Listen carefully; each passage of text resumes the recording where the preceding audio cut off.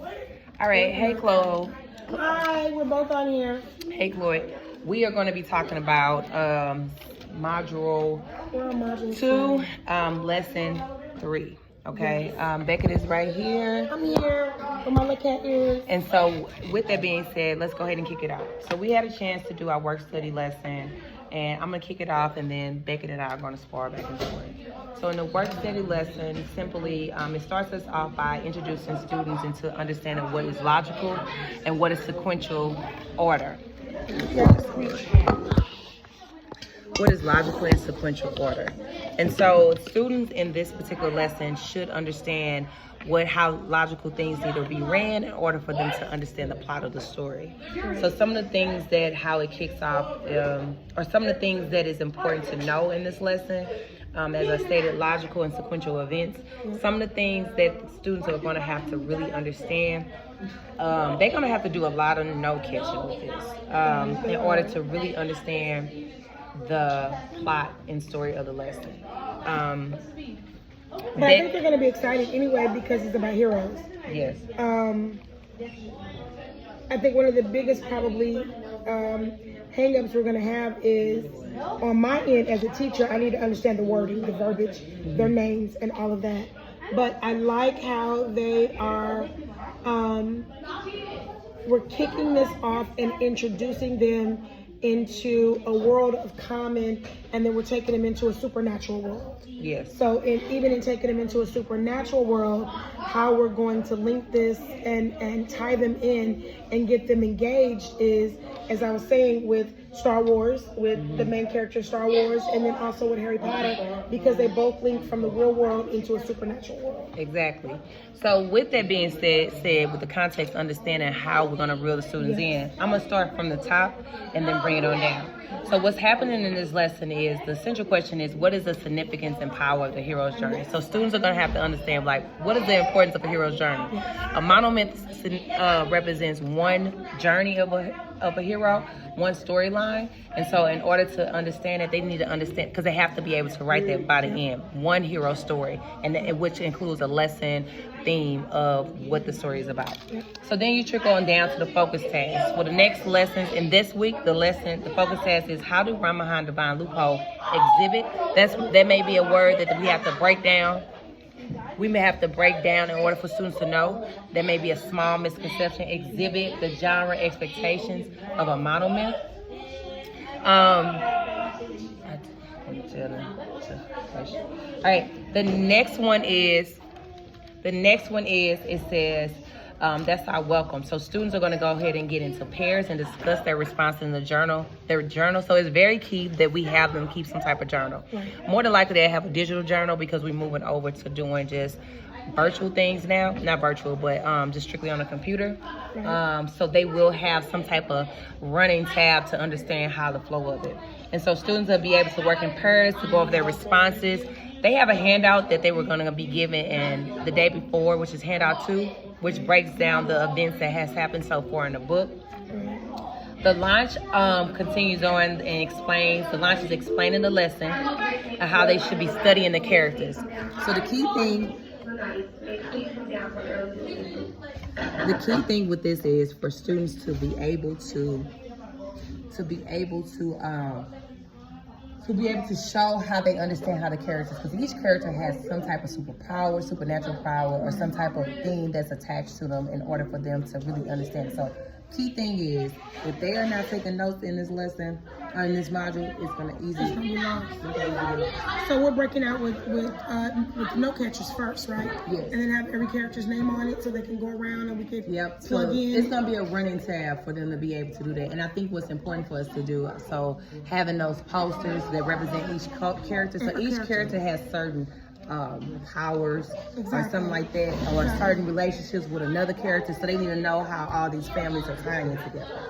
Okay, so I'll find the posters. That way it'll be easy for them. Because they're gonna have to refer back to it. And that's the misconception that I saw last time, was that they kind of lost who is connected to what in a family tree. So that's something I want to make sure. Wait, so you said family tree, so that's how we should kick it off then.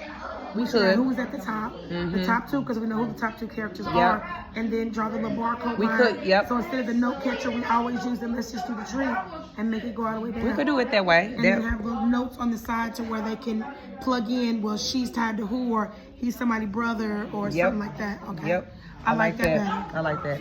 So then we go into the learn part. The learn part basically is for students to study the hero.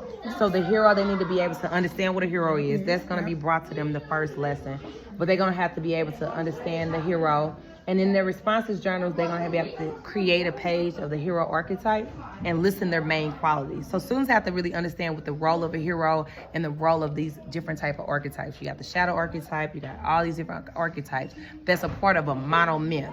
And so like each monomyth has different roles, no matter if it's a monomyth that is about Star Wars or a monomyth about Spider-Man. A monomyth has these certain people that always have to represent themselves in the book or the movie. And so that's a big thing I always like to tie to this storyline, is allowing them to understand, like, no matter what storyline, if it has a hero in it, there is going to be these different archetypes that always have to represent in order for the story to flow. Okay, so how does it provide content or more functions? Okay.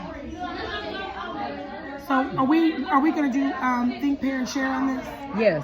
Okay. So I think like working together, while students be able to work together and bounce off ideas. So how our tables are set up, students will be able to collaborate and be able to just understand and stamp on these different things of these archetypes so far. Because I think by lesson 3, it's only going to be at least 3 archetypes presented for them to really understand.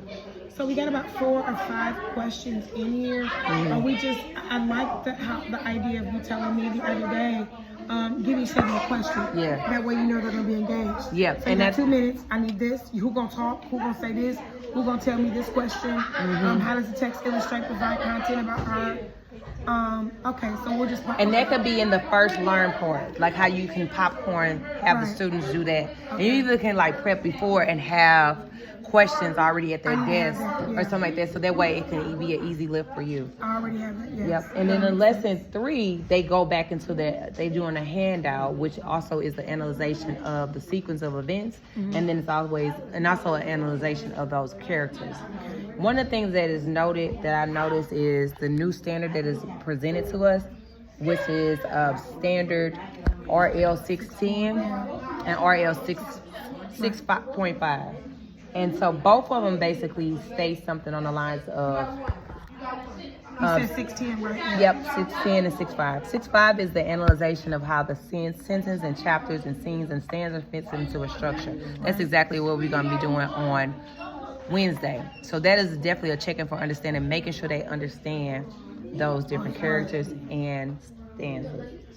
610 is more so for students to be able to independently learn how to work by themselves, read by themselves, and understand the plots and points of the characters that is in those storylines. Now, with both of my classes, I can see one being able to be independent on this, but the other one I know is not. So at that point, I'm going to have to probably either do some reading with them or do some audio with them, and then just break that down a little bit more. Okay. So I have 2 different type of structures that I'll do with them. One is kind of in the middle, one is kind of a little bit lower than that. Okay. Especially with questions when I go around to each different table. So again, based on the DESE and based on the NRA, I've paired my groups up in regards to high to low. So at each table, I know who's there and what they can handle and what they can't handle. I think some of them are going to be able to get it, some of them not. But if I keep being able to relate it to, okay, come on, y'all know Star Wars. Come on, you know Harry Potter. Come on, we know this. But also too, Becky, it's what they got to understand that a model myth. It is Friday. Please make sure that you are going home at the physical time. So this is a monomyth, so meaning it's a hero story. So any type of hero, whether it's Spider-Man, whether it's Batman, they all have these characters. The shadow archetype is the bad guy. The mentor so we're looking at like the Venom. We're looking at Venom. Yes, stuff like that. So it's more so aligned to that pathway of things. Okay. So like they need to understand like no matter who's telling the story, Story. if it's a hero story, Right. they're gonna have all these different type of people, which is archetypes Okay. in the story. So Okay. each they're gonna be able to, because they have to eventually create their own monomyth, Right. and they have to make sure they include a mentor, a shadow archetype, which is the bad Right. guy, a hero. They got to make sure they have to have the different chain of events that happen in a storyline. So we're still looking at all of their personal transformation as well, and that's what we're coming off on, and going a little bit deeper, looking at theirs as well, like Not what they went through.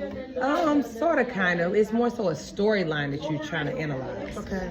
So like again, so like for With instance, the brothers, the two brothers, Kate and Abel. Yeah. I know that's not their name, but but but they represent a certain type of archetype. okay, yes. So they may have been the shadow archetype, which is Okay. the bad guy. So Okay. students need to know each storyline, a monomyth, has archetypes. No So matter how many what. type of archetypes are we being exposed to? I think 7, a total Okay. of 7. Okay. And then each monomyth has a certain storyline they follow. They start in, like for instance, So this is like a chain that's going down, Yes. and everything is linking Yes. together. I'm about to show you this. This will give you a little bit more understanding with this. Because Yes, I've read yes, it, but ma'am. I've never went in depth. No, I'm not gonna let you go. We're gonna go ahead and let Taylor. Mike, can you actually go get it? Thank you. We're gonna have a good week next week, Miracle, and you can get it, okay? Next week I'll let you get it one day, okay? Just have a good week. You're running around too much. All right. Let me put this phone on dead. Okay.